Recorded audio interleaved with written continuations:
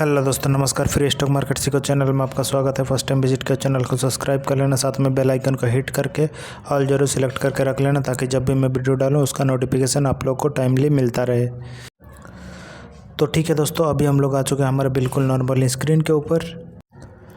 And दोस्तों, ये video पूरा कंप्लीट इन्वेस्टर के लिए है। एंड इन्वेस्टर की भी अगर बात करें तो हम लोग किस इन्वेस्टर की बात कर रहे हैं, जो लॉन्ग टर्म इन्वेस्टमेंट करते हैं। ठीक है, वैसे तो चैनल ही इन्वेस्टर के लिए है। सो यह वाला जो वीडियो है दोस्तों, आपकी लॉन्ग टर्म इन्वेस्टमेंट की जर्नी को काफ़ी मजबूत कर सकता है। ठीक है, आपकी काफ़ी सारी डाउट्स भी होते हैं, वो भी इस वीडियो में सॉर्ट आउट होते हुए देखने को मिल जाएगी।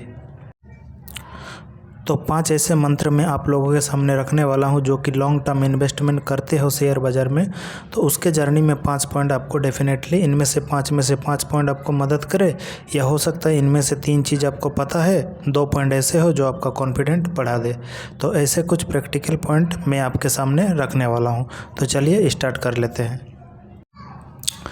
तो स्टार्ट करते हैं पॉइंट नंबर 1 के साथ। ठीक है, अगर आप लॉन्ग टर्म इन्वेस्टमेंट करना चाहते हो या फिर ऑलरेडी आप एक लॉन्ग टर्म इन्वेस्टर हो, ठीक है, तो सबसे पहले तो क्वेश्चन मार्क आना चाहिए कि भाई एक लॉन्ग टर्म इन्वेस्टर क्यों करना चाहते हो।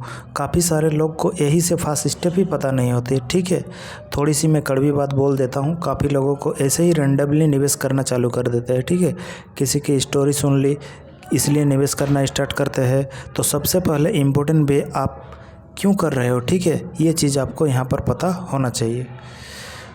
तो लॉन्ग टर्म इन्वेस्टमेंट में दोस्तों याद रखना, पैसा बनता है।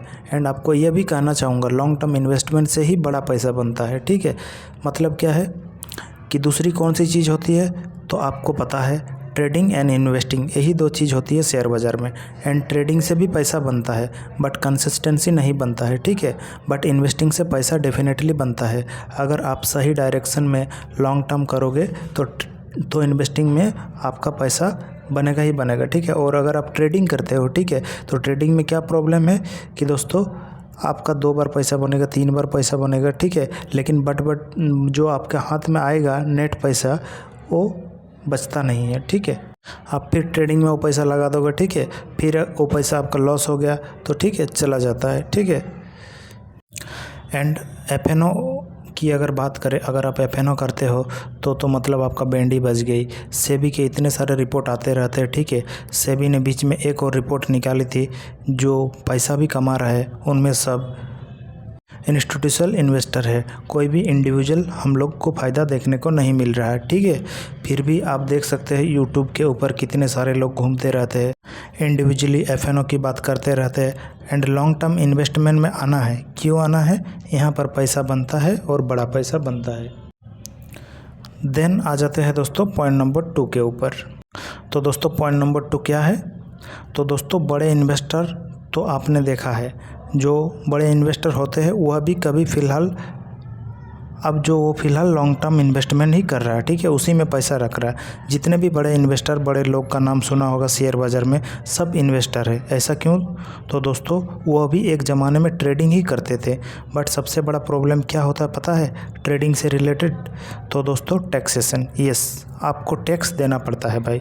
इन्वेस्टमेंट में कैसा होता है कि जब आप बेचोगे तब आपको टैक्स देना होगा। ठीक है, और ट्रेडिंग में कैसा होता है कि आप बोलोगे कि भाई मैं 2020 में पोजीशन बनाया था, आज भी उसको कैरी फॉरवर्ड करके लेकर आ चुका हूँ। ठीक है, उसको ट्रेडिंग थोड़ी बोलते हैं ना।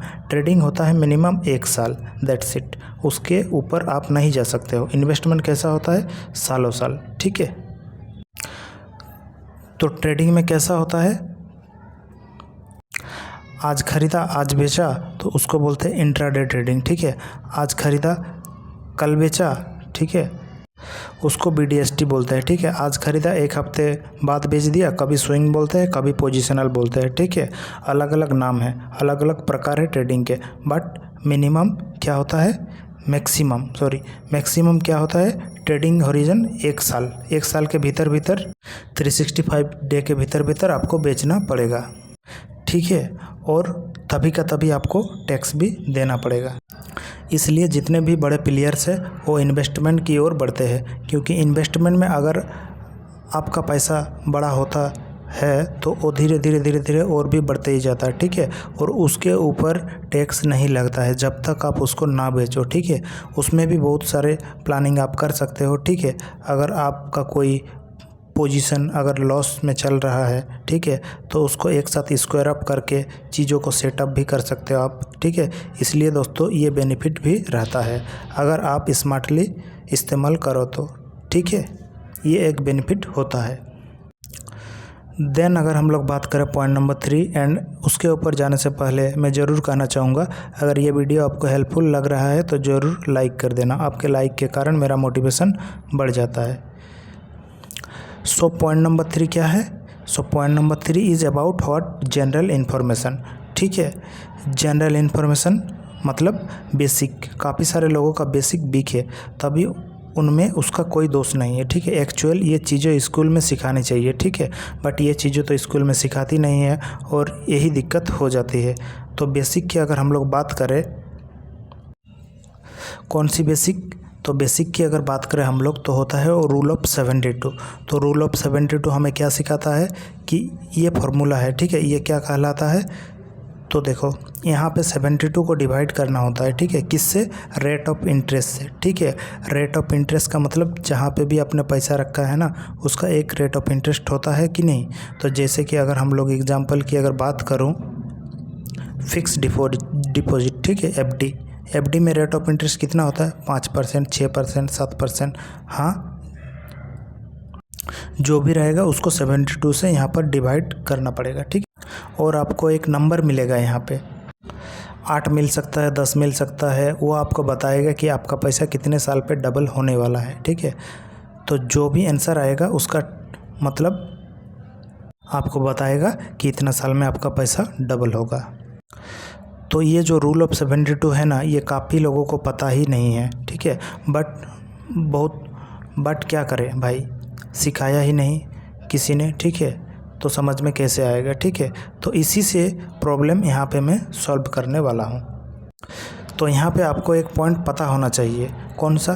अगर मैं एफडी की बात करूँ, यहाँ पे देखा गया तो एफडी का रेट एकदम हायर लेवल पे है अभी, ठीक है। किसी ने दे रहा है 7%, किसी 8%, किसी ने 9%, ठीक है, ऐसा देखने को मिल जाता है। बट यूजुअली देखा गया तो इतना हायर लेवल पे रेट होता नहीं है। एवरेज अगर हम लोग पकड़ ले तो 5% होता है, ठीक है। तो अगर जैसे कि मैं रूल ऑफ 72 की बात कर लेता हूँ, ठीक है, चलो मैं 5% ही पकड़ लेता हूँ, ठीक है। तो देखो मैं कैलकुलेशन करके रखा हूँ यहाँ पे, ठीक है। अगर, ठीक है, देखो 72 को अगर मैं 5% के हिसाब से पकड़ लूँ तो उसका आंसर क्या आ रहा? 14.4, ठीक है। इसका अर्थ समझते हो?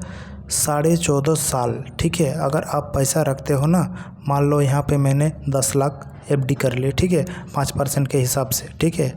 एवरेज है और रेट ऑफ इंटरेस्ट, ठीक है, ऊपर नीचे होता रहता है, बट उतना तो हो ही जाएगा, ठीक है।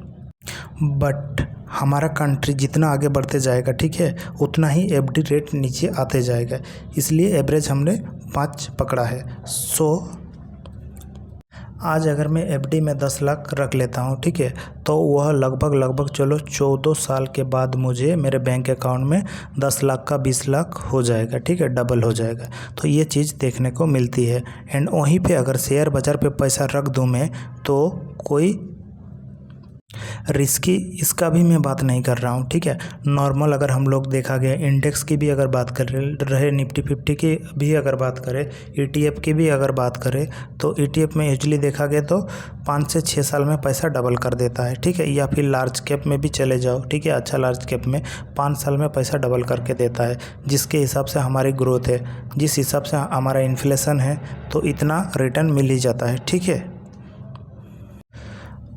अगर मैं हमारे बाज़ार की बात करूं, ठीक है, तो 12 से 14% के हिसाब से मतलब मिल ही जाता है, ठीक है।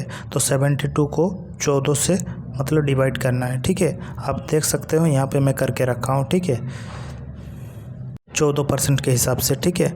तो कितना मिल रहा है आंसर? देखो 5 साल में पैसा लगभग डबल होते हुए देखने को आप लोग को मिल रहा है, ठीक है। और वहीं पर यहाँ पर मैं अगर 12 पकड़ लूँ, ठीक है, परसेंटेज के हिसाब से, देखो कितना 6 साल में पैसा डबल देखने को मिल रहा है। एंड ये प्रैक्टिकली रिटर्न है, कोई अनरियलिस्टिक रिटर्न नहीं है। देन अगर हम लोग पॉइंट नंबर 4 की बात करें तो पावर ऑफ कंपाउंडिंग, दुनिया का 8वां 9वां 10वां जो भी बोलो, ठीक है, अजूबा, ठीक है, इसको बोलते हैं पावर ऑफ कंपाउंडिंग को।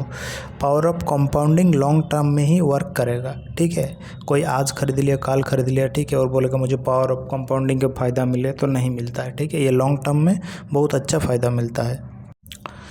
और आपने सुना है ना स्टॉक स्प्लिट, बोनस, क्या इसका फ़ायदा होता है? ऑब्वियसली होता है, बट अभी अभी इंटर करने वाले को कुछ भी नहीं मिलेगा। तो जो लॉन्ग टर्म में पुराने समय से बैठे हुए हैं, ठीक है, उसको इसका ज़बरदस्त फ़ायदा मिलता है, ठीक है। और मैं आप लोगों के सामने एक एग्जांपल रखना चाहता हूँ, ठीक है, विप्रो का ही एग्जांपल रखता हूँ, ठीक है। ये देखो 1980 है ये, ठीक है। 1980 में किसी ने 100 शेयर बाई किया है, ठीक है। ये देखो ये शेयर से 100 शेयर्स बाई किया है, ठीक है। उसके बाद क्या हुआ, 1981 में बोनस हुआ, ठीक है, 1:1 का बोनस हुआ। फिर उसका शेयर कितना हो गया, 200 शेयर हो गया, ठीक है। 1985 में फिर बोनस हुआ, ठीक है, उसका शेयर फिर कितना हुआ, 400 हो गया। ऐसा करते करते उसका शेयर 4 का मतलब बढ़ते बढ़ते बढ़ते ये देखो 2,56,00,000 ये शेयर से, पैसा नहीं है, ठीक है, इतना शेयर्स हो गया, ठीक है। उसके बाद उसका वैल्यू कितना हुआ, देखो 10,000 का वैल्यू जो हुआ 1,500 करोड़, ठीक है, ठीक है, उसका वैल्यू हुआ। तो ये रियल स्टोरी है, ठीक है। तो इसके पीछे का रीज़न क्या है, power of compounding, stock split, ठीक है। ऐसा करते करते उसका इतना शेयर्स हो गया और उसका वैल्यू देखो 1,500 करोड़, ठीक है, 1,500 करोड़ हो गया, ठीक है। और अभी भी 2024 में भी अभी ये हुआ, बोनस हुआ, उसको तो जोड़ा ही नहीं, उसको जोड़ता तो और ज़्यादा होता। एंड आखिरी पॉइंट नंबर 5 की अगर बात करें तो दोस्तों वो है एमलेस का मतलब लक्ष्य की अगर बात करें तो काफ़ी लोगों को मतलब पता ही नहीं है, ठीक है, कि वो इन्वेस्टमेंट क्यों कर रहा है करके, ठीक है। उसका कोई टारगेट ही नहीं होता है, ठीक है, ना तो कोई उसमें पैशन होता है, ठीक है। काफ़ी सारे लोग बोलते हैं कि मेरा पैशन ही नहीं होता है। पैशन क्यों नहीं होता है? क्योंकि आपका कोई एम ही नहीं है। आप घर से निकला, गाड़ी स्टार्ट कर दी और गाड़ी वो कहाँ पर रुकेगा आपको ही पता नहीं है। अरे भाई कहीं तो रुकेगी, दिल्ली में रुकेगी, हरियाणा में रुकेगी। वैसे ही इन्वेस्टमेंट में आपका एम होना चाहिए, तब जाके पैशन ये चीज़ वर्क करेगी। वरना सेम चीज़ आपने पैसा लगाया, छोटा सा रिटर्न बनेगा, आप निकाल लोगे और थोड़ा गिरावट होगी, उसके बाद क्या होगा, आपका एम ख़त्म हो जाए। मतलब पहले आपको पता होना चाहिए कि आपको चाहिए क्या, 2 व्हीलर चाहिए, 4 व्हीलर चाहिए, काफ़ी सारे लोगों को घर चाहिए, ठीक है भाई। अगर किसी को चाहिए घर, ठीक है, वो 50 लाख का अगर घर उसको चाहिए, ठीक है, वो निवेश किया 10 लाख रुपया, ठीक है, उसके हिसाब से ग्रो होगा, कंपाउंडिंग करके शायद वो 50 लाख होगा, उसका एम है भाई। अभी अगर मान लो उसका 10 लाख का 15 लाख हो गया, क्या वो पैसा निकालेगा? नहीं निकालेगा, क्योंकि उसका एम 50 लाख का है भाई, घर लेने का है भाई, ठीक है।